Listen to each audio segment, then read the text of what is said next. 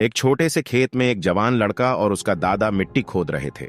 वे मिट्टी को पलट रहे थे, उसकी गांठों को तोड़ रहे थे ताकि मिट्टी उस वर्ष की बुवाई के लिए अच्छे से तैयार हो सके। उस काम में काफी कड़ी मेहनत थी, लेकिन उनके सभी प्रयास एक अच्छी फसल प्राप्त करने के लिए आवश्यक थी।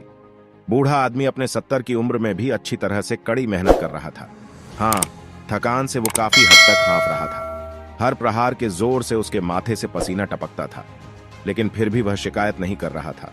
उसका पोता जो महज 17 साल का था, तंदुरुस्त और ताकतवर, वह मिट्टी को पलटने और गांठों को तोड़ने में लगती मेहनत और ताकत के लिए कोसता। फिर वहां खड़े होकर वह हाँफता और थोड़ी देर के रुक जाता। थोड़ा आराम करने के बाद एक बार फिर से काम शुरू करने से पहले शिकायत करता।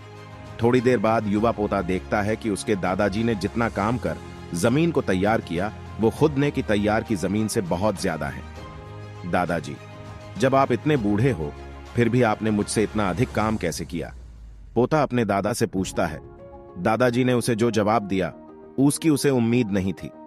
जब हम किसी काम को मुश्किल मानते हैं और उसके बारे में ज्यादा सोचते हैं तो सच में मुश्किल हो जाता है, और हम बिना सोचे जब उसे करते हैं और करते ही रहते हैं तो वो आसान हो जाता है। पोता थोड़ा अचंभित हो जाता है, इसलिए दादाजी अपनी बात जारी रखते हैं। जब हम अपना समय यह सोचने में बिताते हैं कि कोई काम कितना कठिन है और अभी कितना सारा बाकी है, तब हमारा मन बहाने बनाने लगता है। इन सभी चीजों के बारे में सोचना, अपने स्वयं के विचारों के बवंडर में फंसना ही उस काम को हमारे लिए बहुत ज्यादा कठिन बना देता है। इसलिए समझदारी इसी में है कि वास्तविक रूप से पहली बार में शारीरिक कार्य किया जाए।